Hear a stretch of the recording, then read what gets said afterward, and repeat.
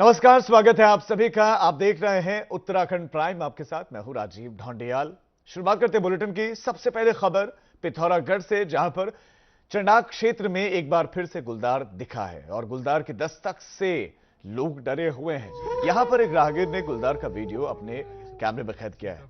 Video में गुलदार सड़क के किनारे चलता हुआ, टहलता हुआ दिखाई दे रहा है। आप देखिए इन तस्वीरों को। गाड़ी चल रही है, गाड़ी की लाइट जली हुई, हेडलाइट जली हुई है और हेडलाइट में विचरण करता हुआ, टहलता हुआ दिख रहा है ये गुलदार। और गुलदार की चहलकदमी पिथौरागढ़ में। और अगर आप तस्वीरों में देखें तो बोट्स, होर्डिंग्स, कुछ बोट्स भी वहां पर लगे हुए हैं। बिल्कुल उनके इर्द गिर्द ये गुलदार देखने को मिला है। वैसे में लोग अब डर रहे हैं, लोगों को डर रहा है कि रात के वक्त अगर कहीं गलती से ऐसे बिना गाड़ी के बाहर जाना पड़े तो फिर ये खतरे से खाली नहीं होगा। गुलदार की दस्तक से चनाक क्षेत्र में लोग डरे हुए हैं। चोट लगी है, आसान सी कार ढूंढ रहे हैं ना। उत्तराखंड में आगामी विधानसभा चुनाव की तैयारी को लेकर कांग्रेस ने कमर कस ली है। टिहरी पहुंचे पूर्व पीसीसी चीफ किशोर उपाध्याय ने कहा कि कांग्रेसी कार्यकर्ता अपने संसाधनों से गरीब परिवार की बेटियों की शादी का खर्च उठाएंगे, जिसकी शुरुआत आज से होगी। ये हम लोग, हमारे जो साथी हैं, जो विवाह का है, वो हर ग्राम सभा में ये जो भी व्यक्ति असमर्थ है, लेकिन हम उसका नाम नहीं खोलेंगे किसी के सामने, उससे लोगों को थोड़ा सा परेशानी होती है। तो यहाँ से उसका पायलट प्रोजेक्ट हम टिहरी विधानसभा से करेंगे और जिले में भी करेंगे और कोशिश करेंगे कि पूरे प्रदेश में हमारे लोग उसमें शामिल हो और पूरे प्रदेश में वातावरण इस तरह का बने। मसूरी में पूर्व प्रधानमंत्री अटल बिहारी वाजपेयी की मूर्ति लगाने की कवायद तेज हो गई है। 25 दिसंबर को अटल जी की जयंती पर शहरी विकास मंत्री मदन कौशिक आधारशिला रखेंगे। विधायक गणेश जोशी ने मूर्ति और सर्किट हाउस में बनाए जाने को लेकर स्थलीय निरीक्षण किया। मसूरी पेट्रोल पंप के पास में नगरपालिका की जमीन का निरीक्षण किया गया। एसडीएम मसूरी को जगह के बारे में संपूर्ण जानकारी को लेकर रिपोर्ट देने के लिए कहा गया है।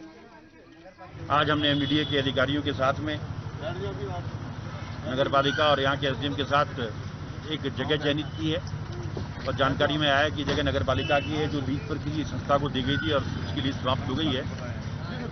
सोमवार को उनके पेपर की हम एक्सपेक्ट करा लेंगे और शीघ्र ही यहाँ पर एमडीए द्वारा फसाड लाइट, अंडरग्राउंड केबलिंग, जो अन्य भी विकास कार्य है, उसका लोकार्पण शिलान्यास माननीय मदन कौशिक जी के द्वारा यहाँ पर किया जाएगा।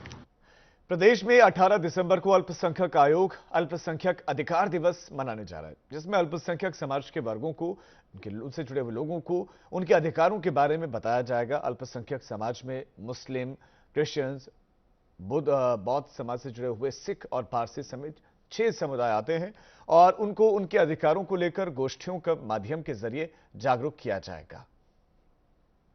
आपके अधिकार क्या हैं अल्पसंख्यक वर्ग के लोगों के, और उसको आप कैसे अवेल कर सकते हैं। जैसे अधिकार में क्या होता है कि जैसे सेक्शन जो 29 और 30 है हमारे संविधान में, उसमें धार्मिक स्वतंत्रता, हम अपनी शिक्षण संस्थाओं को अपने आप चला सकते हैं, उसमें किसी का इंटरफेरेंस नहीं होता।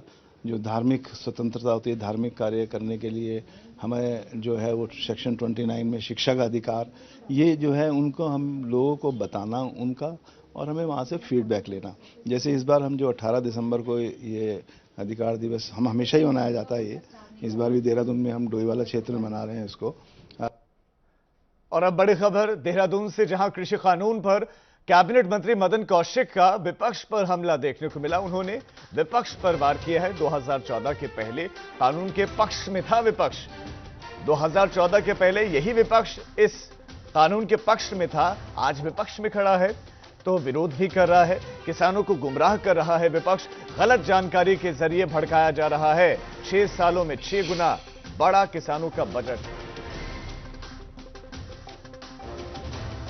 देहरादून से अगली खबर, राज्य मंत्री रेखा आर्य और आईएएस वी षणमुगम विवाद का मामला है और यह पूरा का पूरा मामला और इस मामले से जुड़ी हुई फाइल सीएम त्रिवेंद्र सिंह रावत के पास पहुंच गए हैं। ऐसे में आईएएस वी षणमुगम को एडवाइजरी जारी होगी। राज्य मंत्री रेखा आर्य का फोन नहीं उठाने पर यह एडवाइजरी, टेंडर प्रक्रिया में कोई धांधली नहीं हुई है, यह भी स्पष्ट कर दिया गया कि जिस बात की आशंकाएं थी, जो खत भी था उसमें भी कुछ इस तरह की आशंकाएं थी कि भूमिगत हो सकते हैं। तो इस तरह की कोई धांधली नहीं हुई है।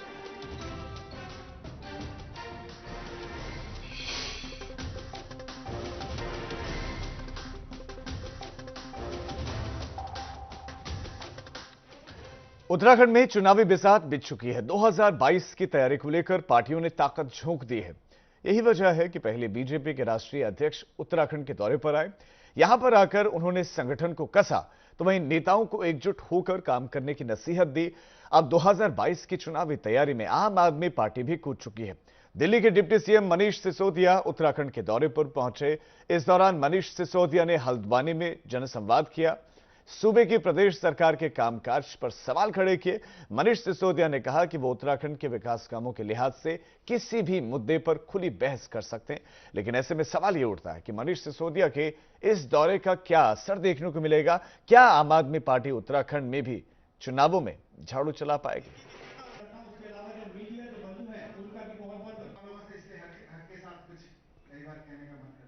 त्रस्त जनता आज चेंज चाह रही है और उस चेंज में केजरीवाल मॉडल ऑफ गवर्नेंस आज एक विकल्प के रूप में, मजबूत विकल्प के रूप में यहां पे उपस्थित हुआ है। सभी 70 सीटों पे चुनाव लड़ेंगे। पानी, रोजगार, लोगों की आमदनी, इन आमदनी में बढ़ोतरी, ये सब ऐसे चीजें हैं जो 5 साल पहले लोग सोचते थे कि क्या सरकार के हस्तक्षेप से ये चीजें ठीक हो सकती हैं, लेकिन आज हुई हैं और ये दिल्ली के लोगों ने देखा है। ये दिल्ली में केजरीवाल मॉडल ऑफ गवर्नेंस है। पौड़ी में खिरसू हिल स्टेशन का स्वरूप लगातार बदला जा रहा है और इस हिल एरिया में पर्यटकों की तादाद को बढ़ाने के लिए पहाड़ी शैली में निर्माण काम करवाए जा रहे हैं। यही वजह है कि राज्य मंत्री धन सिंह रावत ने खिरसू में पहाड़ी शैली में बनने वाले खिरसू स्वागत गेट का भूमि पूजन और शिलान्यास किया, जो कि 17 लाख रुपए की लागत से पहाड़ी शैली में बनकर तैयार होगा और ये स्वागत गेट भविष्य में पर्यटकों को पहाड़ पहुंचने का अनुभव करवाएगी। के साथ ही कि पर्यटन नगरी में एक भव्य गेट बनना चाहिए और आज लगभग 17 लाख रुपए की लागत से हम एक खिरसू पर्यटन नगरी का बहुत सुंदर गेट बना रहे हैं। ये गेट जो है पहाड़ी शैली का बनेगा और इससे खिरसू को एक पर्यटन नगरी का जो दर्जा हम देना चाह रहे हैं, इससे जो है बहुत बड़ा जो है पूरे देश और विदेश में इसका मैसेज आएगा। उत्तराखंड में बर्फबारी से मौसम खुशनुमा हो गया है। पहाड़ी इलाकों में बर्फ की सफेद चादर दिख रही है और हम अब आपको 6 अलग अलग जगहों की तस्वीरें दिखा रहे हैं। औली में बर्फबारी हुई है, बद्रीनाथ धाम में बर्फबारी हुई है, विकास नगर का चक्राता बर्फ की सफेद चादर में दिखाई दे रहा है। तो हाशिल घाटी भी सफेद बर्फ की चादर में लिपटी हुई है। पिथौरागढ़ की मुनस्यारी की बात करें, यहां पर भी बर्फ गिरी है और सैलानी खुश। मुनस्यारी में स्थानीय लोग खुश। तो जोशीमठ में भी बर्फबारी का असर देखने को मिला है, वन्य जीवों पर विशेष तौर पर, जो अब निचले इलाकों का रुख कर रहे हैं। पहाड़ों में बर्फबारी हो रही है तो निचले इलाकों में बारिश हुई है। मसूरी में बारिश हुई, देहरादून में बारिश हुई, धारचूला में बारिश देखने को मिली, तो पौड़ी में भी बारिश हुई है और धारचूला, पौड़ी, मसूरी तमाम जगहों पर बारिश देखने को मिली है और बारिश के बाद से ठंड बढ़ गई, ठिठुरन बढ़ गई है। आने वाले दिनों में इस तरह की अपेक्षाएं हैं कि अब निचले इलाकों में भी बर्फबारी होगी। 2000 मीटर से ऊंचाई है, वहां पर भी बर्फबारी हो सकती है। धनौल्टी में बर्फबारी हुई है, ऊंचाई वाले इलाकों में बर्फबारी हो रही है, जिसके बाद से पहाड़ों की रंगत और बढ़ गई है।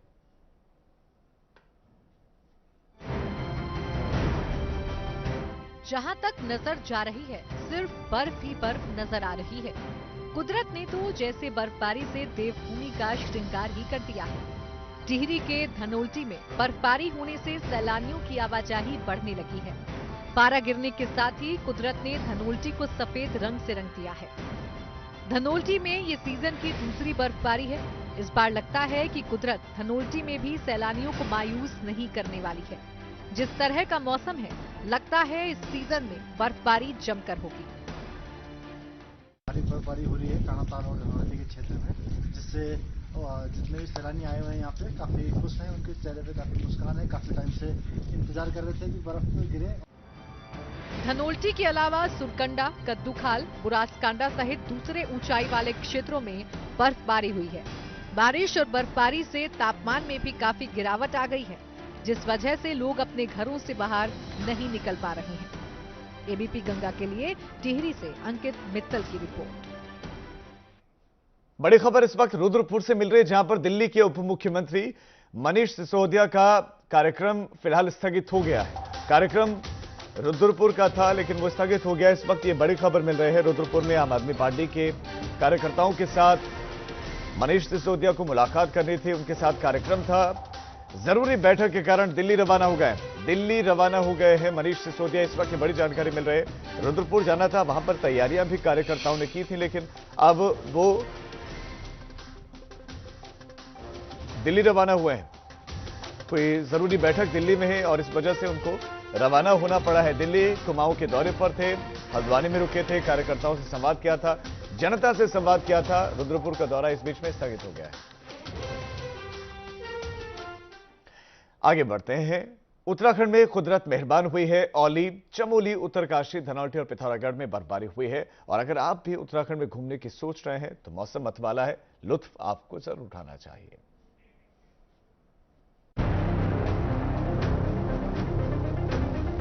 दिसंबर के दूसरे हफ्ते में देवभूमि में कुदरत ऐसी मेहरबान हुई कि पहाड़ों पर बर्फ की चादर बिछ गई। औली की तस्वीर देखिए, यहाँ हर तरफ बर्फ ही बर्फ नजर आ रही है। बर्फबारी ने औली की वादियों को और खूबसूरत बना दिया है। इन तस्वीरों में देखिए रुई के फाये की तरह से बर्फ कैसे गिर रही है। इस नजारे को निहारने के लिए देश के कोने कोने से सैलानी औली आते हैं।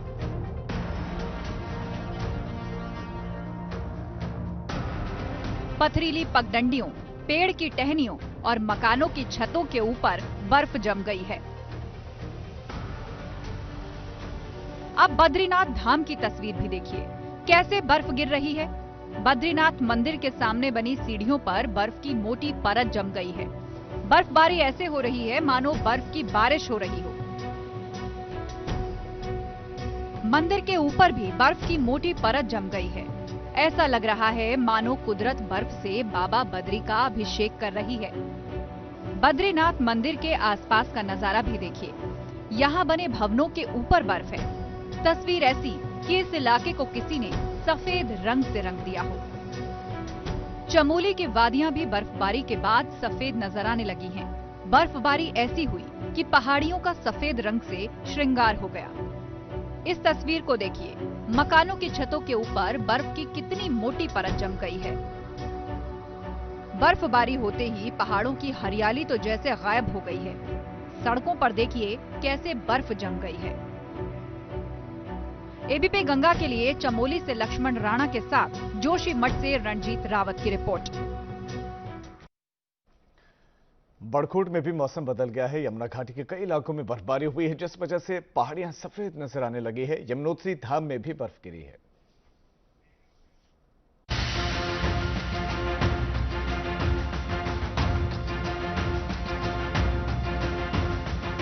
कुदरत ने यमुना घाटी को सफेद रंग में रंग दिया है। हर तरफ सिर्फ बर्फ ही बर्फ नजर आ रही है। बर्फबारी ऐसी हुई कि हर चीज सफेद नजर आने लगी।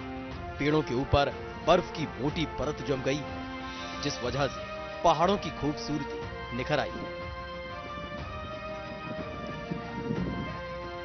यमुनोत्री धाम, केदार कांठा, गुलाबी कांठा, चेनशी और हर की दून वैली में बर्फ गिरी है। रात से काफी बर्फबारी जारी है और अभी तक अगर हम देखें तो आधा फीट के आसपास बर्फ यहाँ पर जमा हो चुका है। और यहाँ के जो स्थानीय लोग हैं वो भी बर्फ का काफ़ी आनंद ले रहे हैं। और रात को कुछ सैलानी भी यहाँ पर आए हैं, वो भी काफ़ी बर्फ का आनंद ले रहे हैं यहाँ पर। बर्फबारी के बीच पहाड़ों में उठ रही ये धुंध खूबसूरती को और निखार रही है। मां यमुना के शीतकालीन प्रवास यमुना मंदिर के चारों तरफ बर्फ जमी हुई है। पारा गलने से ठंड में इजाफा हो गया है। एबीपी गंगा के लिए बड़कोट से नितिन चौहान की रिपोर्ट। प्रदेश के दूसरे